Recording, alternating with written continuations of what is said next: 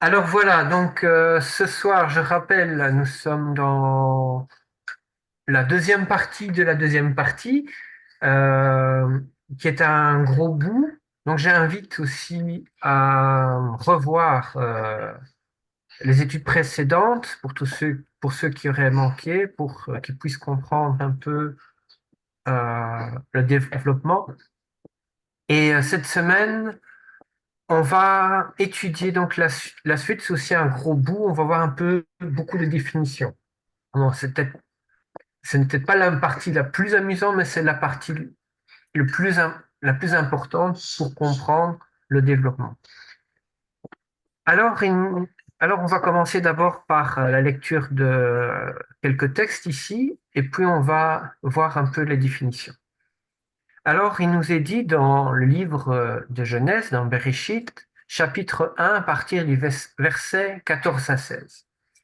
Alors, il nous est dit, Elohim dit qu'il y ait des luminaires dans l'étendue du ciel pour séparer le jour avec la nuit, que ce soit des signes pour les époques, donc Moedim, les jours, les années, et qu'ils servent de luminaires dans l'étendue du ciel pour éclairer la terre.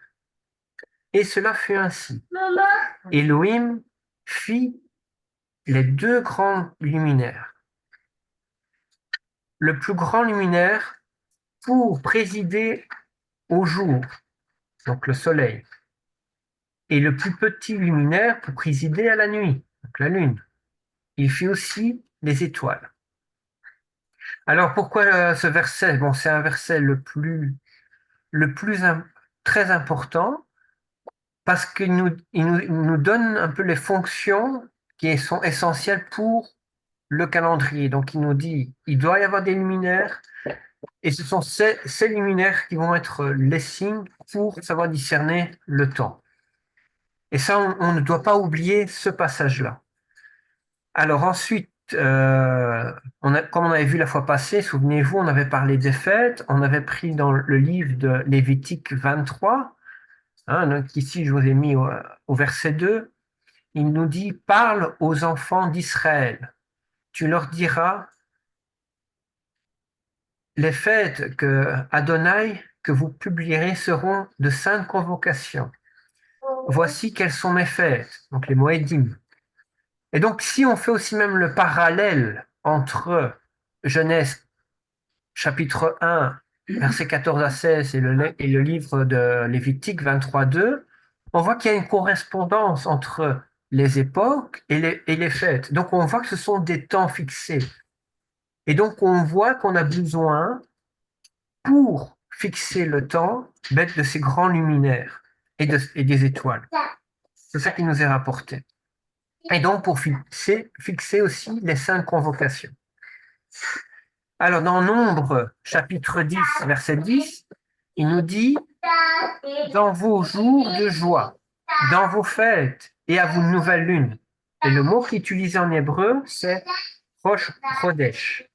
Bon, vous allez me dire, mais Lionel, il écrit euh, Odesh, mais il faut savoir qu'en hébreu, vraiment dans la transcription, on ne l'a pas sur les claviers informatiques, le H que vous voyez, si on doit le noter, on doit mettre un point en dessous, parce qu'en fait, il fait référence à la lettre, euh, que je ne vous dise pas de bêtises, Chet, qui est prononcé comme un R. C'est pour ça qu'on dit Roche, Chodesh. Alors, Rosh c'est ça. Chodesh.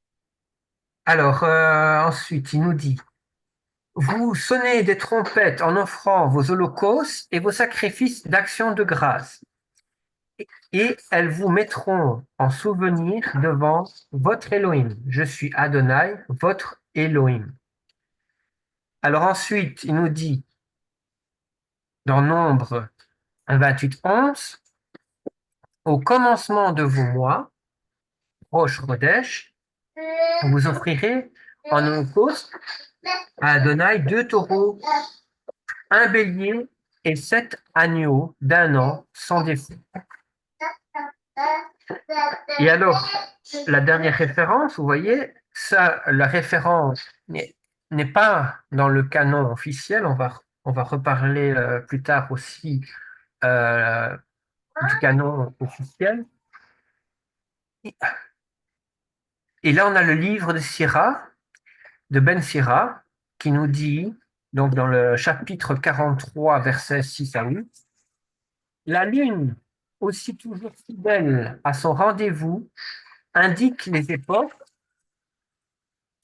qui marquent les temps. C'est elle qui marque les fêtes quand cet astre décroît après son plein. La nouvelle lune, Rosh Chodesh, selon son nom, se renouvelle elle-même durant son cycle. Elle est merveilleuse. Lampe au campement, au campement des armées célestes. Elle resplendit au firmament du ciel. Alors, ce qui est très intéressant ici, vous voyez qu'on parle dans tous les versets, dans les 3 derniers versets qu'on a cités, on parle de Rosh Chodesh. Et alors, ce qu'il faut savoir, c'est qu'il y a des contestations par rapport à la définition. Parce que certains nous disent que Rosh Chodesh signifie nouvelle lune, et d'autres nous disent que Rosh Chodesh veut dire seulement euh, le nouveau mois. Alors, ceux qui vont utiliser Rosh Chodesh comme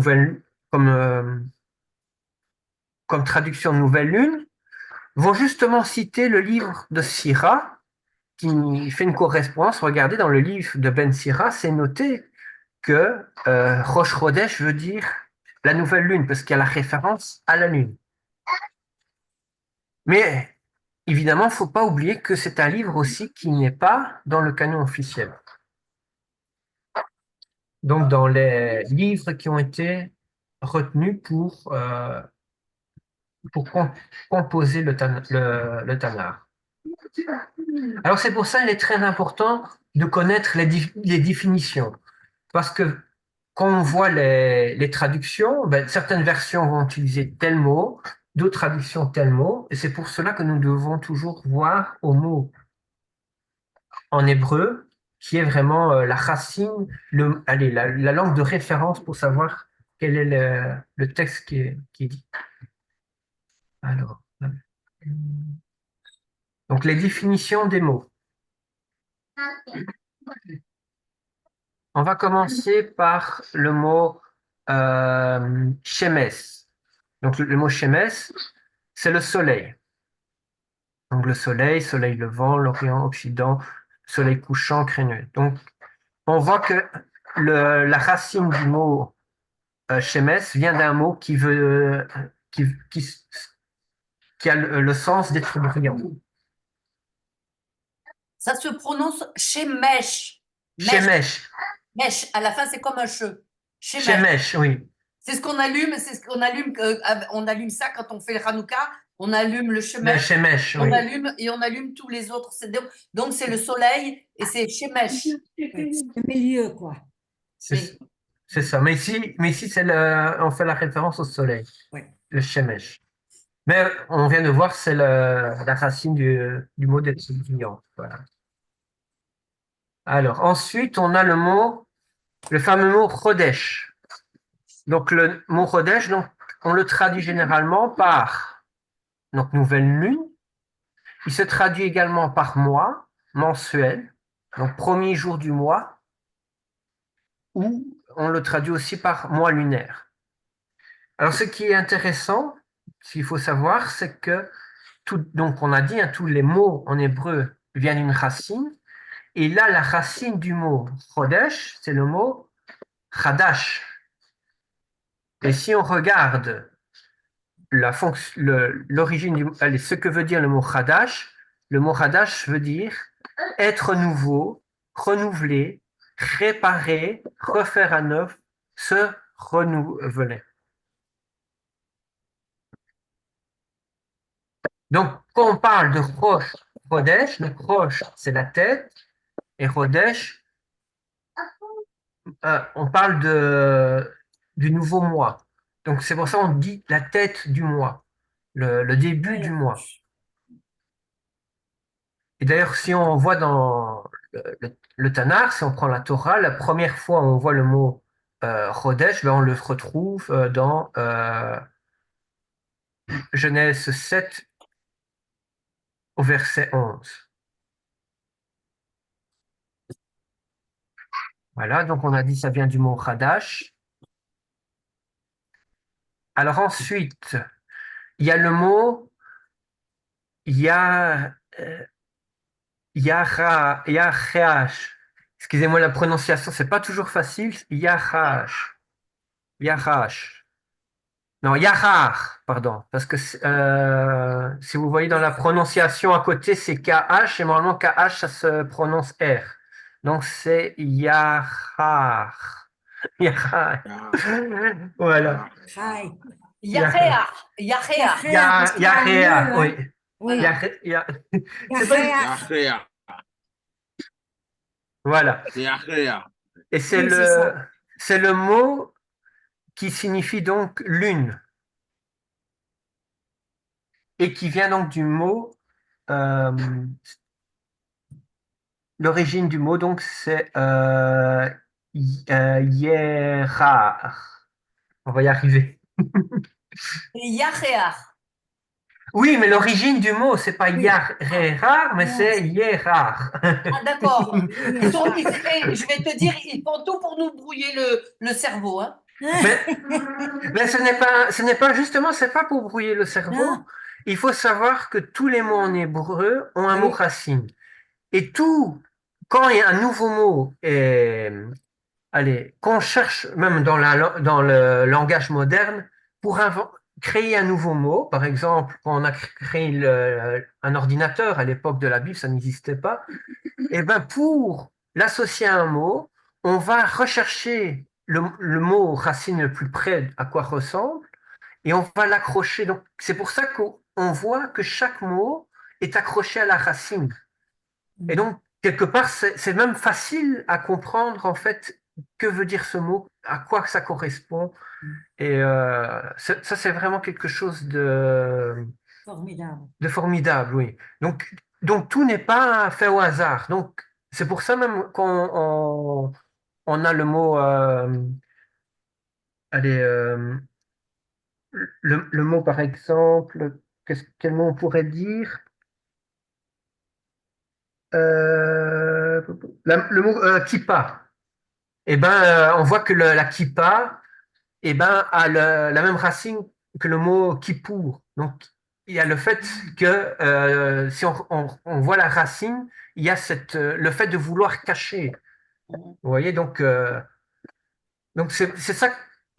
Je vous explique en gros pour avoir l'idée de la compréhension comment les mots sont faits. C'est pas que c'est pour compliquer, mais tout est relié. Et Lionel, qu'est-ce que Oui. c'est ce 3391 là? Alors ça, c'est quand vous étudiez l'hébreu, il faut savoir qu'on Ah a oui, un oui. système de strong. Le tétagramme ou quoi? Non, non, non, non, Non. non. Le strong. Donc ça veut dire que tous les mots bibliques sont classés dans un dictionnaire. Alors Ah, ils sont classés dans un dictionnaire grec et dans un dictionnaire hébreu. ah, j'ai un. Oh, Et ça va. oui, mais là, le dictionnaire qui est utilisé, c'est par Strong, ça s'appelle. Donc, c'est Strong. celui qui a fait ce dictionnaire, c'est Strong. Ouais. Et donc, tous les mots de son dictionnaire portent un numéro. Et donc, si vous cherchez donc, le mot, comme on vient de dire ici, Voilà. il y a eh ben, si vous tapez dans le dictionnaire Strong le numéro 3394, vous retrouvez la définition. Ah, Voilà. merci. Et donc tu vois ici aussi hein, dans le mot Yehar, comme on vient de voir, on voit que le Strong, c'est le numéro 3391. Tu vois? Donc chaque mot a son numéro dans le dictionnaire Strong. Voilà. Et donc ici, le mot Yehar, eh ben, on voit que il est attaché avec le mot on voit qu'il y a la correspondance avec le mot lune et qui lui est traduit aussi par mois. Donc le mois, le cycle lunaire, la lune, le mois et le mois du calendrier. Alors, ce qui est intéressant, c'est que, on va le voir par la suite, le fait que on a parlé tantôt du mot Chodesh, hein, pour signifier le mois. Ceux qui vont dire le mot Chodesh veut dire simplement le mot mois vont nous dire, écoutez, il n'y a pas de correspondance avec la lune parce que le mot qui est utilisé pour décrire un mois lunaire, c'est le mot Yehar. Vous comprenez un peu? Donc c'est ça, c'est ça. Et là, alors le mot Yehar, là c'est un mois lunaire. Et donc, ceux qui vont vous dire, écoutez les amis, ben, c'est bien ce que vous nous racontez par rapport au calendrier, par exemple, rabbinique ou karaïte, mais vous allez voir que dans la Torah, chaque fois que on parle des fêtes d'Adonai, c'est relié avec le mot Chodesh. Mais tandis que quand on parle d'autres choses, hein, par exemple, il y a un passage où il y avait eu allez, il y avait une guerre, et alors il y avait des femmes qui étaient faites prisonnières, elle avait perdu sa famille et tout ça, et alors on donne, si mes souvenirs sont bons, on dit, si vous voulez prendre cette femme comme épouse, vous devez attendre 3 mois, si mes souvenirs sont bons. Et alors vous allez voir que dans le passage, le mot qui est utilisé, c'est le mot Yechar, et pas le mot Chodesh. Voilà, donc ça c'est un peu pour Oui, l'explication. excusez-moi. Oui, Voilà, j'ai un dictionnaire ici, puisque j'ai fait le cours, donc il y a un dictionnaire. Vous voyez ce dictionnaire-là, c'est écrit dedans Yareha. oui, Yareha, comme tu l'as dit, c'est le oui. mois, la lune. La lune, voilà, Yareha. Donc c'est dans ce calendrier-là, c'est dans ce dictionnaire-là. Dictionnaire utilisé à Yerushalayim chez les étudiants. Voilà. Ok, merci Roy Jean-Baptiste. Donc c'est le vrai nom, quoi, Yareha.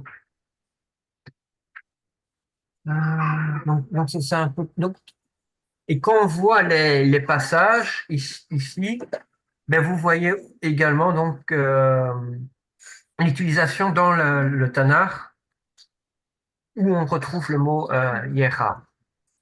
Alors on reviendra aussi par la suite pour expliquer justement parce qu'il y a un passage qui donne aussi les deux en un. Et il y aurait une explication aussi, mais ça on va réétudier par la suite. Donc pour ceux qui sont, par exemple pour le calendrier d'Enoch, quelle est l'explication possible par rapport à ça? Donc ça on reviendra. Euh, voilà. Alors le mot d'après, c'est le mot Lebana.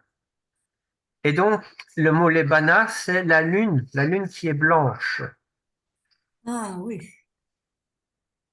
et qui vient du mot Laban. Ah, comme le nom là-bas. Là-bas. Oui. Bien. Donc voilà. Et alors, vous voyez ici, il y a 3 versets où on utilise le mot les bananes. Donc, dans Cantique des Cantiques 6, verset 10, Ésaïe 24, 23 et Ésaïe 30, 26. Non. Alors, on continue. Alors, il y a le mot euh, Kessé. Le mot Kessé, donc, qui veut dire lune, pleine ou nouvelle. Donc ça, oui, c'est la définition qu'on le donne. On le retrouve dans 2 versets. Dans Psaume 31, 4, où il nous dit, sonnez de la trompette à la fête de la lune, à la pleine lune, donc le Kessé, au jour de notre fête. Dans Proverbe 7, 20, où il nous est dit, il a pris avec lui le sac de l'argent et il reviendra à la maison à la nouvelle lune. Kessé. Alors, ce qu'il faut savoir, donc, ça vient du mot kassa. Et le mot kassa veut dire donc coucher, pardon, couvrir caché, dissimulé. Donc caché, couvert, être couvert, couvrir, habiller, couvrir, cacher, abriter, recouvrir, étendre, sur, couvrir, accabler, être couvert, être vêtu, se couvrir, se C'est quand même vêtir. riche, hein. Pardon? Je dis, c'est quand même riche, hein, tous ces mots, hein. Oh là là. Oui. Hein? Ah, C'est magnifique. difficile de retenir tout ça. Oui, eh ben oui, parce qu'il faut étudier ça, hein. Bon. Non, c'est Oui. que ces mots, on les connaît pas. Et c'est, si tu veux, ça, et c'est bizarre parce que le mot cassa, ça veut dire donc pleine lune et ça veut dire je sais Qu'est-ce que c'est, hein? Le mot qu'est-ce c'est? oui, Donc on le qu'est-ce que c'est, traduit pardon. par C'est, oui. pleine ou nouvelle lune, Ah oui. oui. Pleine Pleine lune ou ou la nouvelle nouvelle lune. lune. Donc ça a plusieurs significations. Oui, eh ben oui, justement. C'est ça que je trouve bien, moi, dans la langue hébreu, tu Mhm, vois. Et il y a beaucoup d'explications, hein. mhm. C'est vrai, hein, c'est quand même une langue très riche, hein, de notre Seigneur. Alors, ce qui est important à voir ici par rapport à ces deux mots, c'est justement pour ceux justement aussi qui contestent. Parce que parfois il y a des contestations, parfois on dit, voilà, quand on voit le psaume 84 où il nous dit sonner de la trompette à la nouvelle lune, moralement le mot qui est utilisé c'est Rosh Chodesh. Et oui, Donc, c'est moralement sonner de la trompette au nouveau mois. oui. Oui. Alors le verset d'après nous dit à la pleine lune. Donc, qu'est-ce que c'est? Au jour de notre fête. Alors, ce qui est contesté, c'est que certains vont dire, écoutez, ben, si on voit la racine, c'est pas pleine ou nouvelle, mais ce serait plutôt caché, dissimulé. Bon, donc il y a caché, dissimulé, envelopper, recouvrir, revêtir, pardonner, voiler, pâture, envahir, préserver, prétendre, appeler, retenir, se refermer, retomber, refuge, dissimuler, garder ou couverture. Et euh, donc, donc ce qui veut dire, c'est donc sonner de la trompette au nouveau mois, donc ça, que je dise pas de bêtises, donc ça peut être à la nouvelle, par exemple, au jour de votre fête. Donc, il peut y avoir des contestations pour dire est-ce que c'est réellement le mot lune qui ressort ici? Est-ce que c'est pas une autre définition qui pourrait sortir? Et donc, ça, il faut le savoir. C'est pour ça, parfois, c'est pas toujours facile à comprendre, c'est pas toujours facile et on essaie de faire le mieux qu'on peut pour essayer de comprendre. Voilà. Mhm. Alors, dans le grec aussi, pourquoi on étudie aussi quelques mots grecs? Certains vont nous dire oui, mais euh, dans le retour aux racines, le grec n'est pas important. Mais le problème, si, parce que dans les textes de la Brida d'Acha, bon, vous savez que les originaux étaient en hébreu, mais les copies ont été faites aussi. Il y a eu beaucoup les copies ont été faites en grec. Et à l'heure actuelle, nous avons donc des copies de l'original en grec. Du fait qu'on n'a plus les originaux en hébreu, alors du coup, on doit se baser sur le grec. C'est pour ça alors que je vous mets le mot grec. Et le mot grec ici, c'est le mot sélène. Et le mot sélène, donc, veut dire le mot lune. Voilà.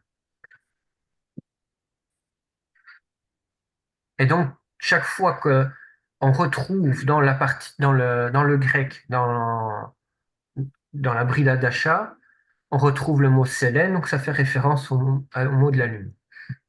Maintenant, c'est vrai aussi qu'il y a on a retrouvé certains textes comme la traduction de Matthieu, hein, allez, le Shem Tov, donc la version Shem Tov de Matthieu qui est en hébreu. Donc certains vont nous dire oui, c'est un texte qui est valide, et d'autres vont dire oui, mais faire attention. Donc ça dépend de. Là, faudrait vraiment faire une recherche historique pour voir de quand date ce texte. Est-ce qu'il est basé sur le texte plus ancien? C'est possible. Et donc, s'il est basé donc sur l'original en hébreu, donc ce texte est une copie en hébreu de l'original en hébreu du texte de Matthieu. On sait qu'il existe un original de Matthieu en hébreu parce que les pères de l'Église, hein, donc vous connaissez l'histoire de l'Église romaine, les pères de l'Église ont attesté dans leurs écrits qu'il y avait une communauté qui utilisait, donc c'était les Nazaréens qui utilisaient le livre de Matthieu en hébreu. Donc ça c'est attesté, donc on sait qu'il existait ce livre en hébreu. Et tu sais aussi quelle année, Lionel, s'il te plaît? La référence des pères de l'Église?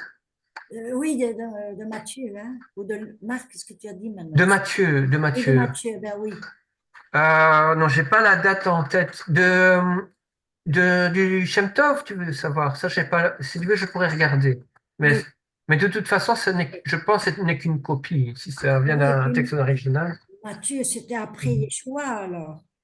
Mais Matthieu, oui, hein, Ah oui, hein? c'est un des, En fait, c'est un qui a écrit l'évangile, qui nous a Ah ben transmis oui, l'évangile. Donc, oui, exactement, merci. pas de souci, Violette. Mais si tu veux, je pourrais regarder de quand date la date de Shem Tov. Ça, je Oui, vous c'est l'enverrai. juste pour savoir environ Mhm. l'année, Oui. hein. Et alors, ce qui est intéressant du coup en hébreu, quand on voit un Néa Selini, et ben, pas en hébreu, en grec, ça veut dire nouvelle lune. C'est pour voir si vous étiez attentif. Oui, oui, on était.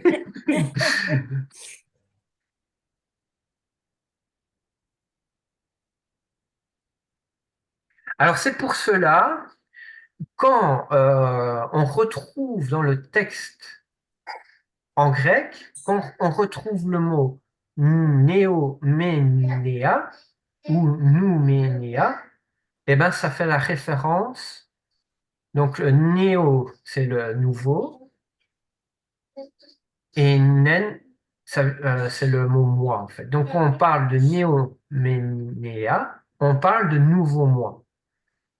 Alors, donc, c'est pour cela que si on prend le livre de Colossiens au chapitre 2, verset 16, quand il nous parle que personne donc vous juge en ce qui concerne, oui, j'ai pas tout le texte parce qu'il y a une partie cachée, donc du manger ou du boire ou au sujet d'une fête, hein, je pense que c'était du Shabbat aussi, qu'il avait mis au début aussi, du Shabbat, au sujet d'une fête, non, d'une nouvelle lune et des sabbats.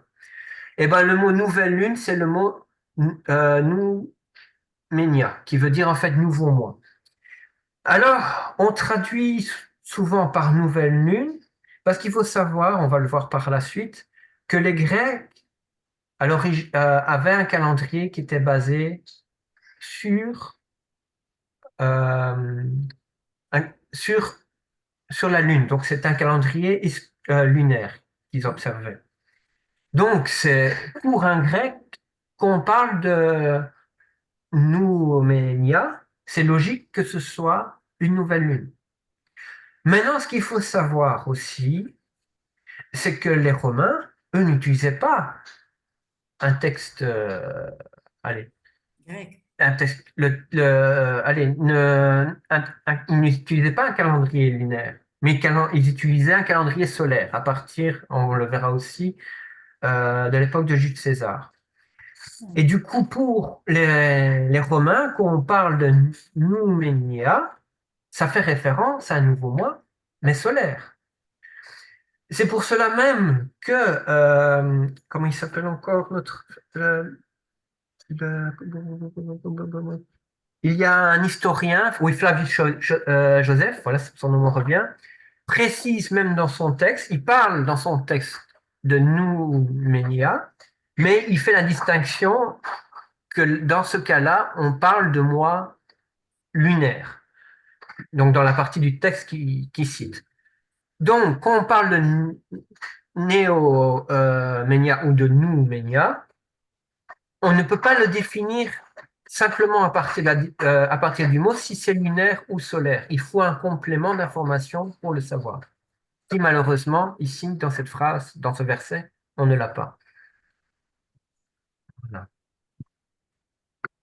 Alors, un mot si important. Donc, on a le mot moed. Le mot moed, donc c'est un endroit convenu, le temps fixé, la réunion.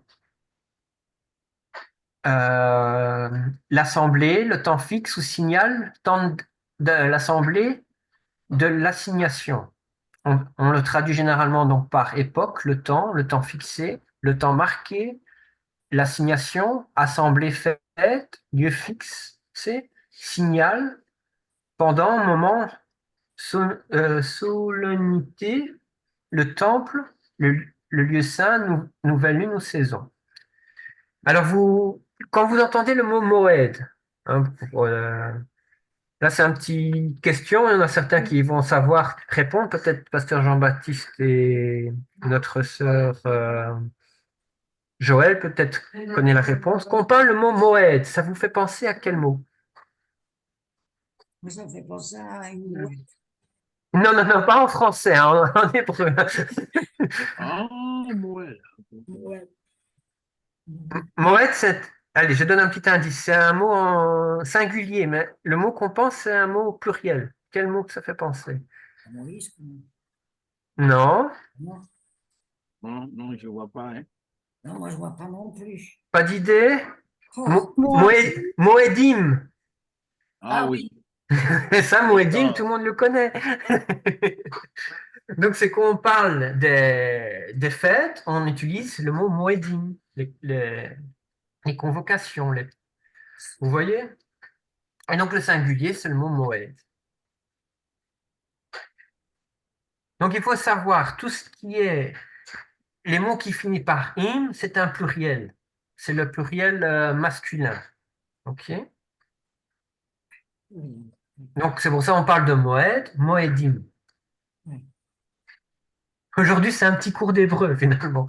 Oui, oui, mais c'est bien. Alors, Ouais. donc c'est ça qu'on parlait, Moed ou Moed. Et au féminin, il faut le savoir aussi, c'est Moada. Ah bon. Et donc, on parle donc des temps fixés, donc des fêtes. Donc, souvent, on associe les fêtes avec les moeds, donc des moments fixés, des temps fixés. Donc, les moedim, les moments fixés. Donc, Hachem fixe des moments pour faire des fêtes. Et il fixe aussi dans ces moments les lieux où on doit aller. Et donc, si on prend le mot... oui, donc le mot Yahat, donc, parce que Yahat vient... Allez, c'est le mot racine du mot Moed. Parce que si vous voyez en bas à gauche, dans le mot hébreu, vous voyez que c'est un mem, un vav, un aïn Ah, oui, ouais. et le mot dalet, la lettre dalet. Et bien vous allez voir que donc ça c'est le mot moed, ok. Et à droite, vous allez voir qu'on a retenu le mot, Yot, le yod, le Aïn aïn et et le H. le dalet. Ah, dans les deux, c'est bon. Et donc là, on a le mot racine. Oui. Et dans ce mot racine, donc ça veut dire yahat, donc c'est fixé, désigner, s'assembler, rencontrer. Donc vous voyez qu'il y a une correspondance entre moed et yahat. Rencontrer, fiancé, hein, faire rencontrer, être posé, être placé. Donc traduit généralement par rencontrer, destiner, prendre pour femme, se réunir, s'assembler, se rencontrer, lieu de réunion, convoquer, se tenir, entrevue, ensemble, ensemble, se concerter, comparaître, proposer, diriger, envoyer, donner des ordres, être, convenir. Voilà. Donc on voit la correspondance entre le mot yahad et le mot mohed. Ok.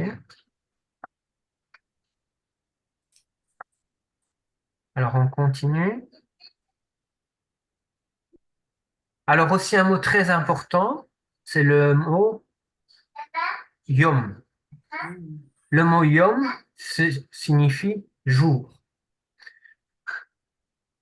Donc par exemple, si on prend le mot Yom Kippour, eh ben vous voyez que le premier mot qui est utilisé dans la phrase Yom Kippour, c'est le mot Yom, donc c'est le jour. Donc on parle de Yom Kippour, c'est le jour de Kippour. Kippour. Oui. Merci Joël.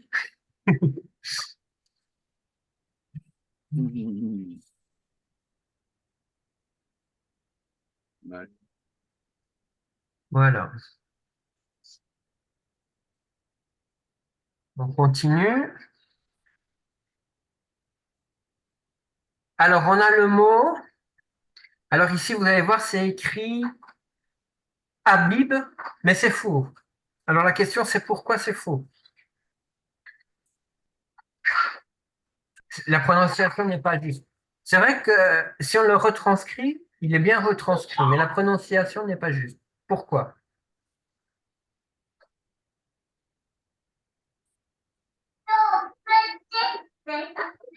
Alors, pas d'idée? Non. Ok. Le mot qui est utilisé, en fait, c'est pas habile, mais c'est aviv. Et ça s'écrit comment alors? En Ben, dessous? on l'écrit comme ça, mais il faut savoir pourquoi on l'écrit comme ça, parce qu'en hébreu, la lettre qui est utilisée, c'est la lettre bête, la lettre bête. Et la lettre bête, quand il n'y a pas le point à l'intérieur, donc vous allez étudier l'hébreu, Quand il n'y a pas, quand on quand met il y a un point dedans, alors ça se prononce B. V, Mais s'il n'y a V, pas de point dedans, ça se prononce V. bête, C'est pour ça que on dit pas Abraham, mais on dit Avraham. Abraham. On ne dit pas Abib, mais on dit Aviv. Voilà. Allez, On apprend des choses, hein? Oui, oui. allez, ouais. C'est la fleur, quoi, la fleur, à vivre. Donc Aviv, donc c'est l'épi, l'orge jeune. Voilà. Une épi. Alors c'est le mois de la formation de l'épi, l'herbe verte, donc Aviv, le mois de l'Exode et de la Pâque, de Pessah, vers mars-avril. Alors, d'une racine du sens d'être tendre. Voilà. Alors, c'est très important de savoir parce que le mot Aviv, donc on va le retrouver, on va parler du mois de l'Aviv. Alors, pourquoi on parle du mois d'Aviv? Parce que dans le texte, il nous est dit que vous ferez le premier mois de l'année au mois d'Aviv, donc au mois de l'épi, de l'orge, du jeune orge. La question qui est posée par plusieurs, on va le voir plus tard dans le cours, c'est est-ce que, du coup, quand on parle du mois d'Aviv, est-ce que ça fait référence juste à un temps fixe, juste un mois, ou est-ce qu'il faut vraiment avoir le stade de l'Aviv pour dire, ah oui, c'est ce mois-là, le premier mois de l'année. Ça, on va revenir plus tard dessus. Mais il est important de voir que le mot Aviv, donc c'est l'épi, c'est l'orge, le jeune orge. Parce que dans certaines traductions, on va juste voir au mois de l'épi. La vive, oui, c'est juste. Ok. C'est très technique ce soir. C'est une partie Oui. très importante. C'est peut-être la plus embêtante à voir, mais c'est très important. Mais avec Aviv, maintenant, mon euro est tombé. Ah oui. Alors, on a le mot euh, chané. Oui, chané, c'est le. On traduit par. Donc, ça, c'est traduit par le mot année, donc, dans le sens comme division du temps. mesure du temps comme indication de l'âge, une vie, une durée de vie, année de vie. Donc ça se traduit toujours par le mot année. Donc Donc, on dit Shana Tova, exactement, Shana Tova, ça veut dire bonne année, bonne année. au féminin même. Parce que si on prend par exemple, attends que je dise pas, Boker Tov, eh ben Boker c'est le jour, c'est Journée. la journée, et Tov, ben, c'est pour dire bon, au singulier. Tandis que Tova, c'est traduit par bonne, donc c'est féminin. Donc Shana Tova, eh ben Shana, ça vient du mot chané, donc pour le mot année. Et d'ailleurs, on le voit en dessous aussi, on parle de Shana, justement. Vous voyez, il n'y a pas de hasard en hébreu. C'est ça qu'on disait tout à l'heure, tout se relie. Mhm. Ici, le mot Shana veut dire répéter, faire de nouveau, changer, altérer, défigurer. Alors, changer, être répété, changer, modifier, se déguiser aussi. Traduit généralement par se répéter, se montrer, y revenir, porter un second coup, se déguiser, faire une seconde fois, faire encore, différentes espèces, différentes espèces, oui, placer différentes voies, se défigurer, répliquer, contrefaire, changer, rappeler, homme remuant, revenir, méconnaître. Alors, vous allez me dire, il y a des mots, beaucoup de mots de signification parce que c'est le mot racine. Et c'est par rapport à cette racine que plusieurs mots vont être composés, vous comprenez? Et donc, c'est pour ça qu'il y a un nouveau mot qui doit être créé. On va chercher la racine et on va voir la racine de tous les mots. Et on va rechercher quelle est la correspondance qu'il peut avoir avec le nouveau mot. Et donc, dans le mot Shana, il y aura beaucoup de mots qui vont s'accrocher dessus. Et donc, il y a plusieurs définitions par rapport au contexte où le mot est utilisé. Vous comprenez? Donc, par exemple, ici, le contexte de Shana avec le mot Shané, eh ben, on parle d'année.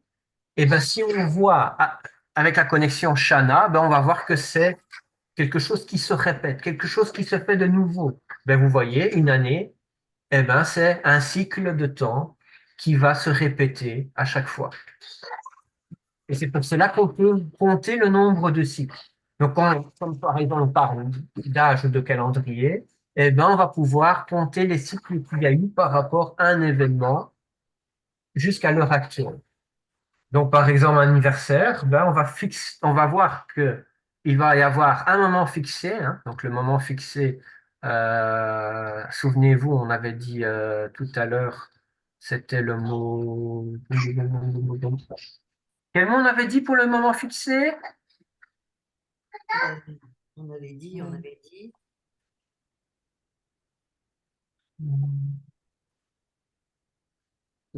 Oui, c'est ça, c'est le mot moed.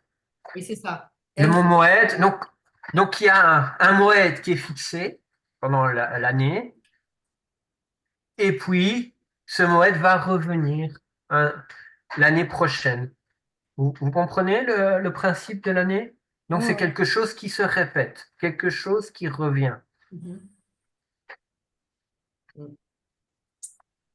Et c'est pour cela qu'on retrouve aussi dans le texte, quand on parle de Chané, on va voir que parfois il est utilisé avec le mot tekoufa. Et le mot tekoufa veut dire aussi revenir, circuit en temps, un tour, une course. Vous comprenez? Donc une année, c'est quelque chose qui se répète. Le mot tekoufa, c'est quelque chose qui revient. OK? Ah, une course aussi.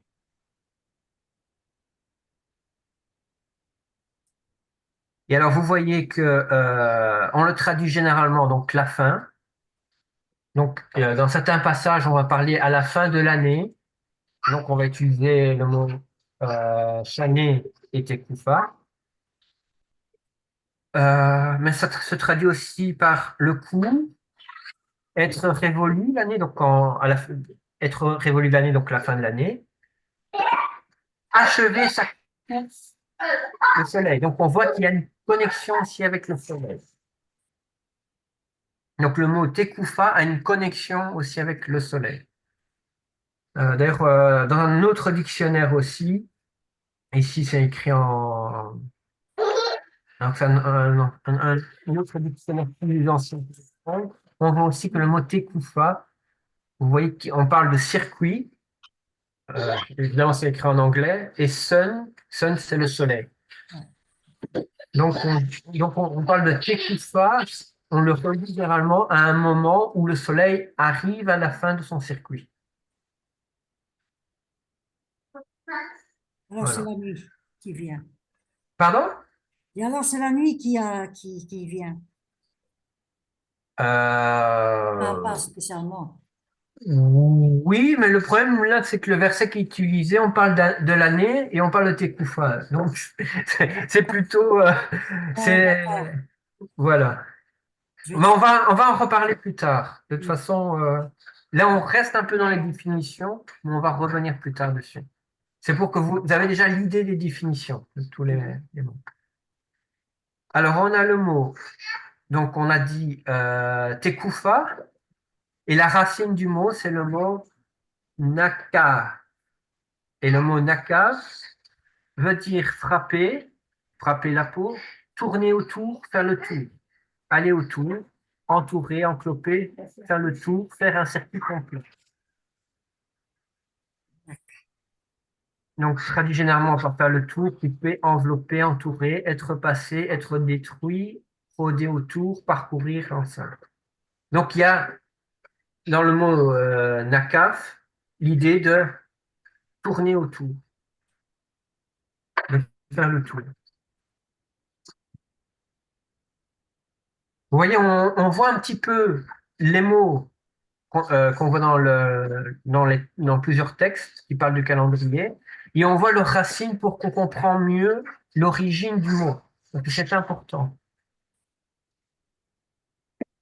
Alors il y a aussi un mot qui est utilisé, c'est le mot nasala.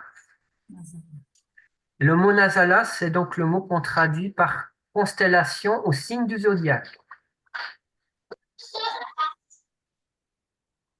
C'est Mazala ou bien Nazala?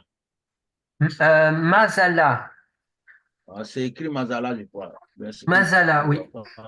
Attends, il y a en hébreu en dessous, j'aurais peut-être plus facile à le lire en hébreu, parce que parfois, c'est difficile. C'est Ah oui, Maza... Attends. elle, Non, qu'est-ce qu'ils m'ont mis? c'est Ils m'ont mis Mazala, mais il écrit Azala. Mazalot. C'était au pluriel, Mazalot au pluriel. Hein. Voilà. Et parce qu'en haut, il y a écrit Mazala et il y a écrit à côté Mazalao. Ouais, L-A-W. ça là-haut. Non féminin. ouais, c'est au Ouais. féminin, c'est ça. Donc, Et en au- hébreu, c'est Mazalot. Mazalot, ouais. Ouais, Tout c'est ce écrit qui est en Mazalot. hébreu qui est pluriel, ça finit par Oui. O. Par haute, oui. Par Howat, ouais. Ouais, C'est ce que je pensais. ouais. justement. C'est un pluriel. Au féminin. Au pluriel féminin. Au pluriel féminin, c'est Mazalot. Donc au féminin, c'est Mazala et au pluriel féminin, Mazalot, c'est ça. Mais les mazalotes, ça s'écrit comment? Mazalot. Donc ça s'écrit, je vais te l'énoncer parce que c'est écrit en hébreu. Oui, oui. Donc c'est le même, donc un M, Même, oui, même. le Zayin, donc un Z. Je pense qu'il est répété, donc tu mets deux fois. Le Lamed, donc le Lamed. L, le O et le T. Et l'autre. Mazalote, ouais. Voilà. Merci. Vous voyez, parfois, on a du mal à savoir comment on le prononce en caractère latin. C'est pour ça, si vous savez lire le mot en hébreu, moi j'y arrive. C'est pour ça que quand j'ai su lire les mots en hébreu, je me suis rendu compte qu'il y a beaucoup de mots que je disais beaucoup de bêtises. Ouais, bah, c'est ça avec toutes les langues. Hein. Voilà. On en fait tous des bêtises. Ah oui. Maintenant, HM a été bon, donc je peux faire les corrections par rapport à avant, mais parfois ça peut arriver qu'il y a des erreurs. Voilà, alors le mot suivant aussi, qui est intéressant, c'est le mot bad. Alors, parce qu'il y a un verset qui est utilisé, donc je vous l'ai mis la définition, qui veut dire seul, par lui-même, en outre, une partie, séparation, être seul, séparé, partie, et par membre, jeton de plante, une barre sans point, seul, seulement, partie, égal, à part, jette, soutien et séparé. Et donc le mot bad vient du mot badad. Et le mot badat, on voit aussi que on parle aussi de retirer, être séparé, être isolé. On parle aussi d'une armée de traînards. D'Éphraïm, je vois aussi Éphraïm est seul. Donc, on voit que c'est généralement traduit par solitaire, serré, à l'écart. Donc, on voit le contexte que c'est séparé, que c'est quelque chose qui est isolé.